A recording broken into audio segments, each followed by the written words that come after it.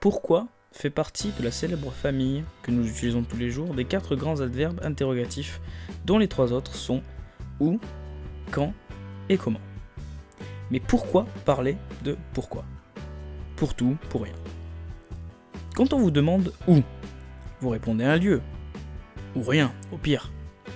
Quand on vous questionne quand, vous répondez une date, ou rien, au pire. Quand on vous interroge comment, vous répondez une manière d'y parvenir, ou rien, au pire. Et si c'est pourquoi qu'on vous demande, vous répondez pourquoi, ou rien, au pire.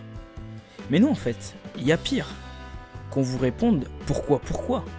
Et là, vous devez tout simplement et logiquement répondre pourquoi.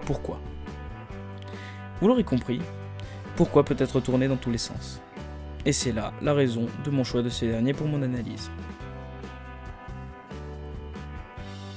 Pourquoi constitue en soi à la possibilité d'une multitude de réponses, une infinité. Pourquoi ? Car chacun a son petit quoi. Mais évidemment, tout dépend de la situation. Exemple, pourquoi es-tu triste ? On pourrait répondre, car j'ai eu une dure journée. Mais autre possibilité, car mon chat a décédé. Ici nous avons une seconde réponse qui inclut un détail crucial. Mais ce qui est amusant, c'est de se dire qu'on aurait pu l'avoir après la première, en demandant tout simplement à la suite pourquoi. Les scénarios des pourquoi sont assez larges, très larges. Et c'est pour cela que ce simple mot de 8 lettres est tant fascinant. Car oui, c'est bien ce qui désigne dont je parle, et non pas du mot banal en lui-même. Au sens large, pourquoi est tout ? Nous nous demandons pourquoi pour des milliers de choses. Pourquoi le ciel est bleu ? Pourquoi existons-nous ? Pourquoi les moustiques ont été créés ? Pourquoi met-il autant d'épisodes pour un anneau magique ? Pourquoi êtes-vous encore là à m'écouter à dire des choses bizarres ? Pourquoi donc ? Eh bien je vais vous répondre. Car la nature de l'homme fait que nous sommes curieux. Nous cherchons des réponses à toutes choses, qu'elles existent ou pas. Et cela depuis toujours. De grands philosophes ont tourné autour de nombreuses questions, mais cela a toujours fini au même « pourquoi ?» La grande véritable question sans réponse serait au final « pourquoi ?»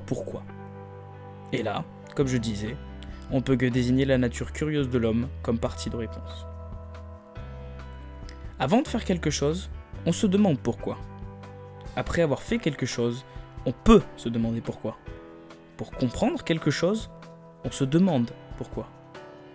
Quand on n'a aucune réponse ou qu'on ne saisit pas, on interroge pourquoi. Pour vous rendre compte de la chose, imaginez un monde sans pourquoi.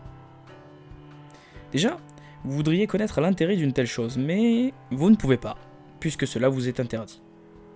Rien qu'ici, vous pourriez devenir fou. Maintenant que vous êtes face à cette vidéo, que faites-vous là ?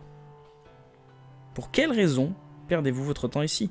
Le sujet vous intéresse, vous trouvez ça amusant, et vous voilà encore dans l'incapacité de répondre. Vous vous demanderiez pourquoi vous vous demandez pourquoi ? Ou pourquoi vous vous imaginez pourquoi ne pourriez-vous pas vous demander pourquoi ? Nous commençons à aller loin, mais vous constaterez que la démonstration est là. Nous avons besoin de pourquoi, et partout. C'est vrai, j'en fais tout un plat pour pas grand-chose au final, mais ce n'est qu'un mot, une question. Personne n'a vraiment besoin de savoir pourquoi. Eh bien, pourquoi pas ?